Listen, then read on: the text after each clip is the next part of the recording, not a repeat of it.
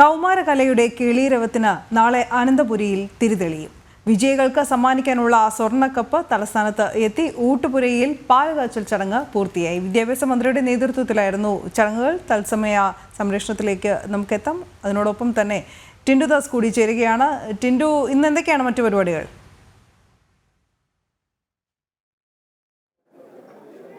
അനു, ഞാനിപ്പോൾ നിൽക്കുന്നത് പുത്തരിക്കണ്ടം മൈതാനത്തിലാണ്. കലോത്സവത്തിന് മുന്നോടിയായി കലോത്സവത്തിന് വേണ്ടിയിട്ടുള്ള ഈ ഊട്ടുപുരയുടെ എല്ലാം ഒരുക്കിയിരിക്കുന്നത്. ഇവിടെ ഇപ്പോൾ പാലുകാച്ചൽ ചടങ്ങ് കഴിഞ്ഞു.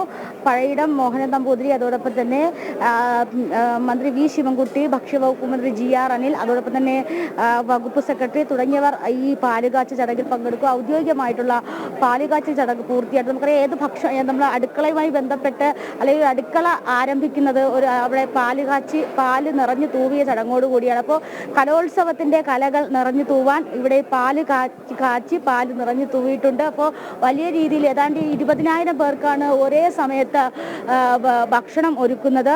ഉച്ചനേരത്ത് ഒരേ സമയം 20,000 പേർക്ക് ഭക്ഷണം കഴിക്കാനുള്ള സൗകര്യങ്ങളാണ് പുത്തരിക്കണ്ടം മൈതാനത്ത് ഒരുക്കിയിട്ടുള്ളത്. അപ്പോൾ വലിയ രീതിയിലുള്ള ഒരുക്കങ്ങളൊക്കെ പൂർത്തിയായിട്ടുണ്ട്. ഇന്നലെ കലവറ നിറയ്ക്കൽ ചടങ്ങായിരുന്നു. ഈ ഓരോ വിദ്യാർത്ഥികളും അവരവരുടെ വീടുകളിൽ നിന്നും അതുപോലെ സ്കൂളുകളിൽ നിന്നൊക്കെ ശേഖരിച്ച ഭക്ഷ്യസാധനങ്ങൾ ഈ കലവറ നിറയ്ക്കുന്ന ചടങ്ങിനായിട്ട് അല്ലെങ്കിൽ കലവറയിലേക്ക് കൊണ്ടുവന്നു. അത് കലവറ നിറച്ചു. അതിനുശേഷമാണ് ഇന്നിപ്പോൾ ഈ ആഘോഷ പരിപാടിക്ക് മുന്നോടിയായിട്ട് പാലുകാച്ച് നടന്നത്. അപ്പോൾ നമ്മളിപ്പോൾ ദൃശ്യങ്ങൾ കാണാൻ സാധിക്കുന്നു. ഈ ഭക്ഷ്യവകുപ്പ് മന്ത്രി, അതോടൊപ്പം തന്നെ വിദ്യാഭ്യാസ വകുപ്പ് മന്ത്രി തുടങ്ങിയവർ ഇവിടെ ഉണ്ട്. നമുക്ക് അവരോട് ചോദിക്കാം, ഏതൊരു അടുക്കളയെ ആരംഭിക്കുന്നത് പാലുകാച്ച് ചടങ്ങോടുകൂടിയാണ്. അപ്പോൾ ശുഭപ്രതീക്ഷയോടുകൂടി കാര്യങ്ങൾ ആരംഭിച്ചു എന്ന് പ്രതീക്ഷിക്കാം. അതെ, നല്ല ശുഭപ്രതീക്ഷയാണ്. 25 വർഷത്തെ അനുഭവമുള്ള മോഹനൻ നമ്പൂതിരിയാണ് ഇത്തവണയും ഭക്ഷണം തയ്യാറാക്കുന്നത്. പുതിയ ഇനങ്ങൾ, അതിനനുസരിച്ച് രുചികരമായ ഭക്ഷണം ഏറ്റവും ശ്രദ്ധേയമായ നിലയിൽ നടക്കുമെന്നുള്ള നല്ല പ്രതീക്ഷയാണ്. അത് തന്നെ അദ്ദേഹം സൂചിക്കുന്നത് വളരെ രുചികരമായിട്ട് രീതിയിൽ ഭക്ഷണം കുട്ടികൾക്ക് നൽകാൻ സാധിക്കുക എന്നതാണ് ഏറ്റവും പ്രധാനപ്പെട്ട കാര്യം. നമുക്ക് വിദ്യാഭ്യാസ വകുപ്പ് മന്ത്രി കൂടിയാണ്, അദ്ദേഹത്തോടു കൂടി ചോദിക്കാം. സർ, വളരെ മനോഹരമായിട്ട് കാര്യങ്ങളൊക്കെ ആരംഭിച്ചിട്ടുണ്ട്. പാലുകാച്ച് ചടങ്ങോടുകൂടി കലോത്സവത്തിന്റെ ഭക്ഷ്യപുര ആരംഭിക്കുന്നത് എന്താ മനസ്സിലായില്ല? ഭക്ഷണം, അതായത് ഭക്ഷണത്തിന് മുന്നോടിയായിരുന്നു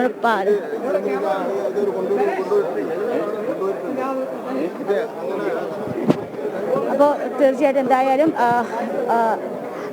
ഊട്ടുപുരയുടെ ചടങ്ങുകളൊക്കെ ആരംഭിച്ചിട്ടുണ്ട്. അതായത് ഇന്ന് മുതൽ ഭക്ഷണം ഇവിടുന്ന് വിതരണം ചെയ്യായിരുന്നു. രാത്രി മുതൽ, ഇന്ന് വൈകുന്നേരം മുതൽ. നാളെയാണല്ലോ യുവനോത്സവം ആരംഭിക്കുന്നത്. വളരെ പരിചയസമ്പന്നമായിട്ടുള്ള പഴയടം മോഹനൻ നമ്പൂതിരിയാണ് പാചകം ചെയ്യുന്നത്.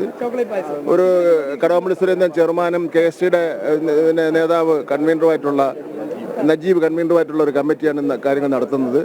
എല്ലാ വേദികളും സംഘടിപ്പിക്കുന്നതിന് വേണ്ടി ഓരോ സംഘടനകളാണ്. നല്ല മധുരമുള്ള പായസം കൊടുത്തത്. ഇതേപോലെ മധുരമായിരിക്കും എല്ലാ സംഗതിയും. തുടക്കം മധുരത്തിലാണ്. നല്ല മധുരമുള്ള ഒരു പായസമാണ് വിതരണം ചെയ്തപ്പോൾ വളരെ മധുരമുള്ള കലോത്സവത്തിന് ഉള്ള തുടക്കം ആരംഭിച്ചിരിക്കുന്നു. അതിന് മുന്നോടിയായിട്ടുള്ള ഭക്ഷണപുര ഒരുങ്ങിക്കഴിഞ്ഞു. എല്ലാവരും വലിയ രീതിയിലുള്ള സന്തോഷത്തിനാണ്. ഇവിടെ പഴയിടം മോഹനൻ നമ്പൂതിരിയുടെ അദ്ദേഹത്തിനോടും കൂടി നമുക്ക് സംസാരിക്കാം. എന്തായാലും എല്ലാ വർഷവും അദ്ദേഹം തന്നെയാണ് സംസ്ഥാന സ്കൂൾ കലോത്സവത്തിന് ഭക്ഷണം ഒരുക്കുന്നത്.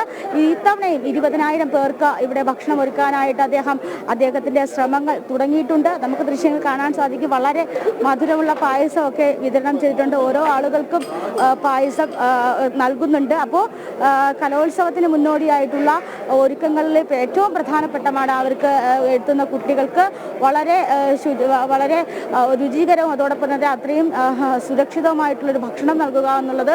ആ ഭക്ഷണം നൽകുന്നതിൽ നിന്നും പഴയടം മോഹനൻ നമ്പൂതിരിയുടെ കൈകൾ എന്നും എല്ലാ കാലവും അത് ഭദ്രമാണ്. അപ്പോൾ അദ്ദേഹം ആ ഭക്ഷണത്തിനായിട്ടുള്ള ഒരുക്കങ്ങളൊക്കെ ഇവിടെ പൂർത്തിയായിട്ടുണ്ട്. ഇതിന് തൊട്ടടുത്താണ് ഈ കലവറ എന്ന് പറയുന്നത്. കലവറയിൽ നിലവിലിപ്പോൾ കുട്ടികൾ കൊണ്ടുവന്നിട്ടുള്ള സാധനങ്ങളാണ് കലവറയിൽ ഒരുക്കിയിട്ടുള്ളത്. ഇനി സർക്കാർ നേരിട്ട് നൽകുന്ന ഭക്ഷ്യസാധനങ്ങളും മറ്റും ഇവിടെ ഒരുക്കി വെക്കേണ്ടതായിട്ടുണ്ട്. അപ്പോൾ എത്രത്തോളം കുട്ടികൾ ഇവിടെ എത്തുമെന്നുള്ള കാര്യത്തിൽ ആശങ്ക നമുക്ക് തിരുവനന്തപുരം ജില്ലയെ സംബന്ധിച്ച് വിവിധ ഇടങ്ങളിലായിട്ടാണ് സ്റ്റേഡിയം ഉള്ളത്. സെൻട്രൽ സ്റ്റേഡിയം, അതോടൊപ്പം തന്നെ കോട്ടൺ ഹിൽ സ്കൂൾ, അങ്ങനെ ഓരോ ഇടങ്ങളിലായിട്ടാണ് സ്റ്റേജുകൾ ഒരുക്കിയിട്ടുള്ളത്. അപ്പോൾ അവിടെ നിന്നൊക്കെ കുട്ടികൾ ഇങ്ങോട്ടേക്ക് എത്തേണ്ടതായിട്ടുണ്ട്. അതിനു വേണ്ടിയിട്ട് വേണ്ടിയിട്ടുള്ള യാത്രാ സൗകര്യങ്ങൾക്കായിട്ട് ഈ KSRTCയുമായി ബന്ധപ്പെട്ട് QR കോഡ് സംവിധാനങ്ങളിലൂടെ ബസ്സുകളും മറ്റും യഥാസമയം എത്തുന്ന രീതിയിലുള്ള ക്രമീകരണങ്ങൾ നടത്തിയിട്ടപ്പോൾ എന്തായാലും അദ്ദേഹത്തോട് നമുക്ക് സംസാരിക്കാം. സർ, ഓക്കെ എന്തായാലും അപ്പോൾ അത്തരത്തിലുള്ള ഒരുക്കങ്ങളൊക്കെ പൂർത്തിയായിട്ടുണ്ട്. ബസ്, അതോടൊപ്പം തന്നെ മറ്റ് യാത്രാ സൗകര്യങ്ങൾ, പിന്നെ കുട്ടികൾക്ക് ഭക്ഷണം കഴിക്കാനുള്ള സൗകര്യം, പിന്നെ നമുക്കറിയേണ്ടത് അവിടെ താമസ സൗകര്യങ്ങളാണ്. അതും വിവിധ സ്കൂളുകളിലായിട്ട് ഒരുക്കിയിട്ടുണ്ട് എന്നാണ് മനസ്സിലാക്കാൻ സാധിക്കുന്നത്. അപ്പോൾ എന്തായാലും കലോത്സവത്തിന് ഇനി ഒരു നാൾ മാറ്റം ബാക്കി നിർത്തിയ കലോത്സവത്തിന്റെ അടുക്കള ഒരുങ്ങിക്കഴിഞ്ഞു. അടുക്കളയിൽ എല്ലാ കൂട്ടങ്ങളും ഒക്കെ ഒരുക്കാനുള്ള തിടുക്കത്തിലാണ് സംഘാടകരും. അപ്പോൾ വളരെ മധുരമുള്ളൊരു കലോത്സവം തന്നെ ആകട്ടെ, ആ മധുരമുള്ള രീതിയിൽ ഒരു മധുര പായസം കുടിച്ചുകൊണ്ടാണ് എല്ലാവരും, അല്ലെങ്കിൽ അത്തരത്തിലൊരു പാലുകാച്ചിന് ശേഷം മധുരം വിളമ്പിക്കൊണ്ടാണ് കലോത്സവത്തിന്റെ ആദ്യപടിയായിട്ട് ഒരുക്കങ്ങൾ ആരംഭിക്കുന്നത്. അനു, ഇന്ന് മറ്റു പരിപാടികൾ എന്തെങ്കിലും ഉണ്ടോ അവിടെ? ഇനി അത് മാത്രമല്ല, കലാപ്രതിഭാ സംഗമത്തിനാണ് അനന്തപുരി ഇനി സാക്ഷ്യം വഹിക്കാൻ ഒരുങ്ങുന്നതും. എല്ലാ കുട്ടികളും എല്ലാ സ്കൂളുകളും എത്തിച്ചേർന്നു.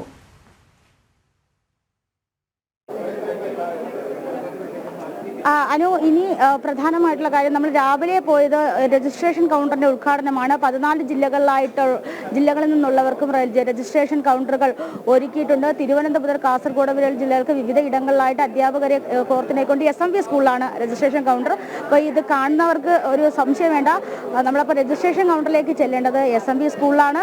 പ്രധാന സ്റ്റേഡിയം എന്ന് പറയുന്നത് അവിടെ നിന്ന് വെറും 2 കിലോമീറ്റർ ഉള്ളിലുള്ള സെക്രട്ടേറിയറ്റിന് പിന്നിലുള്ള നമ്മുടെ സെൻട്രൽ സ്റ്റേഡിയമാണ് പ്രധാന സ്റ്റേഡിയം. പിന്നീട് വരുന്നത് നദികളുടെ പേര്, പ്രധാന സ്റ്റേഡിയത്തിന്റെ പേര് തന്നെ വളരെ മനോഹരമാണ്. MT നിള എന്നാണ് സ്റ്റേഡിയത്തിന്റെ പേര്. അപ്പോൾ ഓരോ വേദികൾക്കും ഓരോ നദികളുടെ പേരാണ് കൊടുത്തിട്ടുള്ളത്. നമുക്കറിയാം, കേരളത്തെ ഭാഷാരീതിയിൽ, അല്ലെങ്കിൽ കേരളം എന്ന രീതിയിൽ ബന്ധിപ്പിക്കുന്ന നദികളും ഭാഷകളുമാണ്. അപ്പോൾ നദികളുടെ പേരാണ് നമ്മുടെ ഈ കലയുടെ ഒത്തുചേരലിന് ഓരോ സ്റ്റേഡിയത്തിൽ നൽകിയിട്ടുള്ളത്, ഓരോ വേദികൾക്ക് നൽകിയിട്ടുള്ളത്. പിന്നീടുള്ളത് ഭക്ഷണം നൽകുന്നത് പുത്തരിക്കണ്ടത്താണ്. നമുക്കറിയാം, തിരുവനന്തപുരത്തിന്റെ നെല്ലറയാണ് പുത്തരിക്കണ്ടം എന്ന് പറയുന്നത്. അപ്പോൾ പുത്തരിക്കണ്ടത്ത് തന്നെയാണ് കലോത്സവത്തിന്റെ കലവറയും ഒരുക്കിയിരിക്കുന്നത്. അപ്പോൾ എല്ലാ രീതിയിലും വളരെ നല്ല രീതിയിലുള്ള ആഘോഷ പരിപാടികൾക്ക് മുന്നോടിയായിട്ട് അപ്പോൾ നമ്മളിപ്പം പഴയിടം മോഹൻ നമ്പൂതിരി എല്ലാ പ്രാവശ്യവും കലോത്സവ വേദികളിൽ ഭക്ഷണം വിളമ്പുന്നു. ഈ വർഷം തലസ്ഥാനത്ത് ഭക്ഷണം വിളമ്പുകയാണ്. കുട്ടികൾക്ക് എന്താ പുതുതായിട്ട് മധുരമുള്ളത് എന്താ കൊടുക്കാനുള്ളത്? പായസത്തിലോ അങ്ങനെ എന്തെങ്കിലും പരീക്ഷണമുണ്ടോ? ഇല്ല, അത് തീരുമാനിച്ചിട്ടില്ല. കൊണ്ടുവന്ന സാധനങ്ങളൊക്കെ പരിശോധിച്ച് കഴിഞ്ഞാൽ എന്തെങ്കിലും പരീക്ഷണം ചെയ്യാൻ പറ്റുമെന്ന് അറിയാവുള്ളൂ. നോക്കിയിട്ട് കൊടുക്കാൻ പറ്റുമെങ്കിൽ കൊടുക്കും, തീർച്ചയായിട്ടും കൊടുക്കും. പ്രധാനമായിട്ട് എത്ര കറികളാണ്, എങ്ങനെയാണ്? 12 വിഭവങ്ങളോട് കൂടി ഒരു പായസത്തോട് കൂടിയ സദ്യ ആയിരിക്കും എല്ലാ ദിവസവും കൊടുക്കുക. രാവിലെ ഭക്ഷണം, ഉച്ചയ്ക്ക് അങ്ങനെ എന്തെങ്കിലും പ്രധാനപ്പെട്ട മെനു എന്തെങ്കിലും തന്നിട്ടുണ്ടോ? ഇല്ല, നാളെ തലേദിവസം പിറ്റേ ദിവസം ഡിക്ലെയർ ചെയ്യും. കാരണം ഈ കുറേ സാധനങ്ങൾ സ്പോൺസർ കുട്ടികൾ കൊണ്ടുവന്ന കാരണം അതിൻ്റെ എത്രമാത്രം ക്വാണ്ടിറ്റി ഉണ്ടെന്നുള്ള പരിശോധിച്ചിട്ട് അതനുസരിച്ചിട്ടുള്ള നമുക്ക് ഉണ്ടാക്കാൻ പറ്റുള്ളൂ. ബാക്കി സാധനങ്ങൾ നമ്മൾ വാങ്ങേണ്ടതുള്ളൂ. അപ്പോൾ നാളെ പാലട പ്രധാനമാണ്. നമ്മൾ അങ്ങനെ തലേദിവസം പറയുന്നു മാത്രം. അപ്പോൾ എല്ലാ ഒരുക്കങ്ങളും പൂർത്തിയായി, ഭക്ഷണത്തിനുള്ള പൂർത്തിയായിട്ടാണ്. തീർച്ചയായിട്ടും ഒന്നും മുൻകൂട്ടി പറയാനില്ല.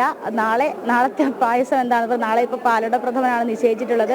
അദ്ദേഹത്തെ സംബന്ധിച്ചിടത്തോളം തിരുവനന്തപുരത്ത് പഴയിടത്തിന്റെ രുചി എന്ന് പറയുന്നൊരു പുതിയ സംരംഭവും കൂടെ തുടങ്ങിയ വർഷമാണ്. അപ്പോൾ എന്തായാലും എല്ലാ വർഷവും അദ്ദേഹം തന്നെയാണ് സംസ്ഥാന സ്കൂൾ കലോത്സവത്തിന് ഈ സദ്യവട്ടം ഒരുക്കുന്നത്. 12 കൂട്ടം കറികളോട് കൂടിയാണ് സദ്യ ഒരുക്കുന്നത്. അതിൽ പ്രധാനമായിട്ടും മധുരമാണ്. ഒരു കൂട്ടം പായസവും ഉറപ്പായിട്ട് കാണും. പിന്നീട് ഈ ഭക്ഷ്യസാധനങ്ങൾ കിട്ടുന്ന മുറയ്ക്ക് പിറ്റേ ദിവസത്തേക്കുള്ള ഈ ഭക്ഷണങ്ങൾ മറ്റും തീരുമാനിക്കും. അനു, ശരി.